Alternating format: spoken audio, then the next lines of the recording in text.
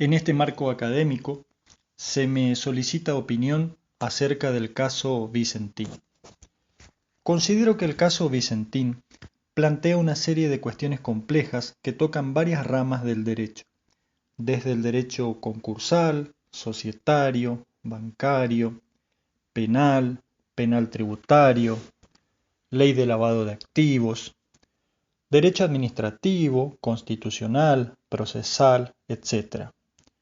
Es una cuestión muy compleja. Además, en este caso, dentro de nuestra organización federal, se ponen en juego las atribuciones del Estado Nacional, a través del Poder Ejecutivo y del Congreso de la Nación, de la provincia de Santa Fe, así como la delimitación de la jurisdicción de la justicia provincial y nacional. De ese repertorio de temas, considero relevante destacar algunos de los siguientes. Primero, la lucha contra la corrupción, la transparencia democrática y la ley de financiamiento de los partidos políticos. En el año 2019, a través de un proyecto presentado por Cambiemos, se modificó la ley de financiamiento de los partidos políticos en la Argentina, habilitando el aporte de las empresas privadas y grupos económicos a las campañas electorales. En ese momento se discutió, y mucho,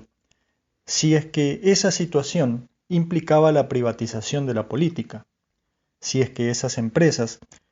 aportaban por compromiso con la democracia o por pretender algo a cambio, y si es que los políticos elegidos con la ayuda de esos aportes iban a trabajar por el bienestar general o por el beneficio de la empresa aportante. Pues bien, en el caso del grupo económico Vicentín, hoy podemos saber que fue el máximo aportante de la campaña de uno de los partidos políticos que participó en las pasadas elecciones y que, al mismo tiempo, recibió cientos de millones de dólares de préstamos del Banco de la Nación Argentina durante ese mismo gobierno, a pesar de que aparentemente todo indica que ya no cumplía los requisitos exigidos por la normativa bancaria para el otorgamiento de esos créditos. Existe un sumario administrativo y una causa penal para investigar dicha cuestión. Ahora bien, más allá de la causa penal que está tramitando, advierto que es necesario revisar el sistema instaurado por la norma modificada en 2019. O se debe volver a un sistema de financiamiento público transparente, o se debe modificar la ley para evitar este tipo de situaciones. En ese sentido, creo que se debería agregar una norma que establezca la prohibición, o cuanto menos, fuertes límites y requisitos para que los partidos políticos no puedan aceptar o no puedan recibir aportes de grupos económicos que a su vez reciban préstamos o cuantiosos préstamos de la banca pública, sea del Banco Nación o de cualquier otro banco en las provincias o la ciudad de Buenos Aires. O, en su caso, que se sometan dichos créditos, sobre todo cuando ascienden a cientos de millones de dólares, a iguales o a mayores requisitos y controles que un préstamo común a un ciudadano cualquiera, pero nunca a menores controles. Segundo, la segunda cuestión que deseo brevemente dejar planteada es la concerniente al alcance y los límites de la competencia jurisdiccional del juez provincial que tiene a su cargo el trámite del concurso preventivo peticionado por la misma empresa Vicentín. En mi opinión, por la ley de concursos y quiebras, el fuero de atracción concursal atrae solamente los juicios y reclamos de contenido patrimonial en contra de la empresa Vicentín, que sean por causa o título anterior a la fecha de presentación en concurso preventivo. Así, por ejemplo, deberán presentarse ante el juez del concurso todos aquellos acreedores que han sido damnificados por Vicentín, entre ellos más de 2.000 productores agropecuarios de varias provincias, más de 100 cooperativas, etc. Sin embargo, se debe destacar que esa misma ley de concursos y quiebras no le confiere competencia jurisdiccional al juez provincial del concurso a los fines de conocer y de decidir en ninguna acción judicial que sea promovida por Vicentín o sus directivos contra una norma o acto emanada del Poder Ejecutivo Nacional. Un dato adicional es que el artículo 21 de la Ley de Concursos y Quiebras excluye del fuero de atracción concursal a los procesos de expropiación regidos por la Ley 21.499, reglamentaria de la expropiación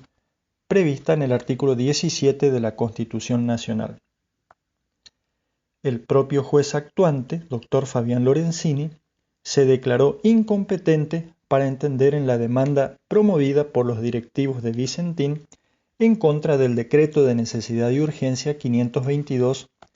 del 2020 del Poder Ejecutivo Nacional. En ese punto, rige la competencia federal en virtud de lo dispuesto por el artículo 116 de la Constitución Nacional.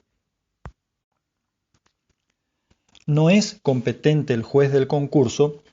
sino que es competente la justicia federal, tanto en razón de la persona, de la materia y del territorio, debiendo intervenir el fuero especializado, que es el Fuero Contencioso Administrativo Federal de la Capital Federal.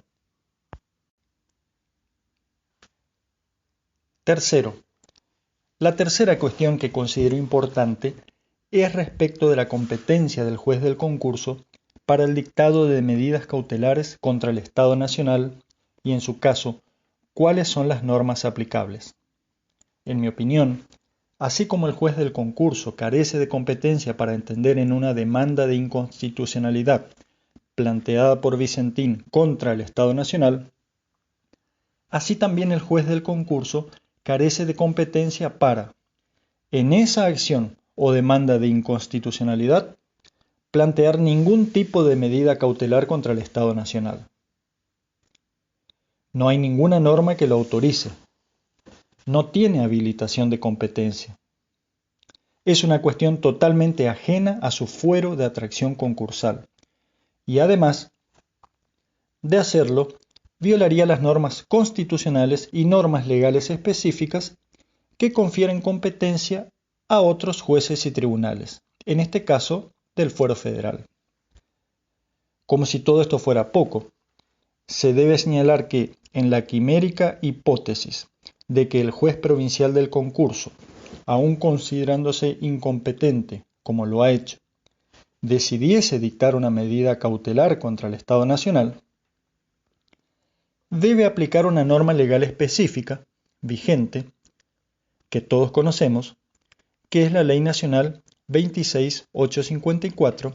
que justamente es la ley que regula las medidas cautelares contra el Estado Nacional. El problema, a mi juicio insalvable, es que el juez provincial del concurso dictó el 19 de junio una medida cautelar contra el Estado Nacional y, en su fallo, omitió lisa y llanamente, omitió en su totalidad la aplicación de la ley nacional que tenía el deber de aplicar. Esto es, la ley 26.854, para que su fallo sea considerado fundado en derecho. Ni siquiera citó dicha norma, mucho menos la aplicó. Una decisión judicial no basada en normas previas es un mero decisionismo judicial, no fundado en derecho. Es más, por aplicación del artículo 2 de la Ley Nacional 26.854, en su inciso segundo, directamente la decisión comentada carece de eficacia jurídica. Carece de eficacia jurídica. En efecto, ese artículo establece expresamente que los jueces deberán abstenerse de decretar medidas cautelares cuando el conocimiento de la causa no fuese de su competencia. Y en el inciso segundo dice: la providencia cautelar dictada contra el Estado Nacional y sus entes descentralizados por un juez o tribunal incompetente solo tendrá eficacia cuando, repito, solo tendrá eficacia cuando se trate de sectores socialmente vulnerables acreditados en el proceso, se encuentre comprometida la vida digna conforme a la Convención Americana de Derechos Humanos, o la salud o un derecho de naturaleza alimentaria. También tendrá eficacia cuando se trate de un derecho de naturaleza ambiental. Fin de la cita. En este caso, según se comprueba, no se trata de ninguna de esas hipótesis a las cuales se refiere la norma. Por lo tanto, en mi opinión, la decisión cautelar dictada por el señor juez actuante en el concurso preventivo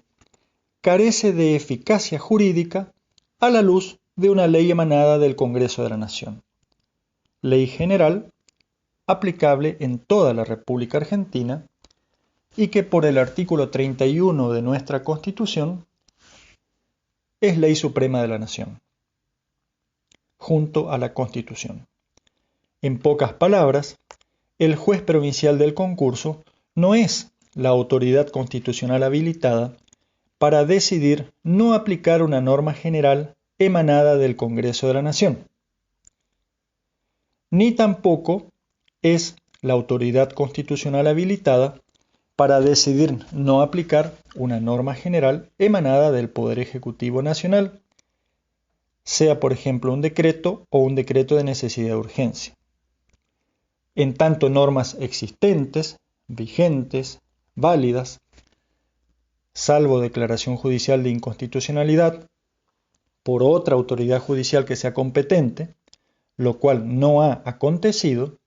la obligación funcional del juez reside en su aplicación. Cuarto, por último, y para ir finalizando, se encuentra la cuestión de la petición judicial de intervención de los órganos societarios del Grupo Económico Vicentín, efectuado por la Inspección General de Personas Jurídicas de la provincia de Santa Fe. El fundamento de esa petición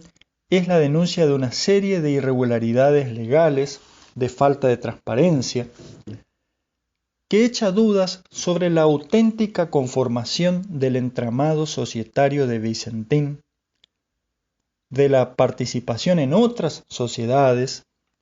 del control de otras sociedades, de los porcentajes reales, sea en el país o en el exterior, además de otras irregularidades que denuncia en su presentación. La pregunta es, ¿hay otros bienes, hay otros activos o fondos no declarados en el país y o en el exterior? ¿Hay bienes y fondos en cuentas offshore de la sociedad y o de sus directivos? Sería muy importante poder determinar esto a ciencia cierta para que los más de 2.000 productores agropecuarios y más de 100 cooperativas puedan recuperar sus acreencias, su capital de trabajo, para volverlo a reinvertir en aquello que es su medio de vida y de sustento, para que puedan cobrar sus acreencias pronto y no dentro de varios años en que el capital se va a desvalorizar por completo y las deudas se van a licuar. Y en este marco cabe la pregunta,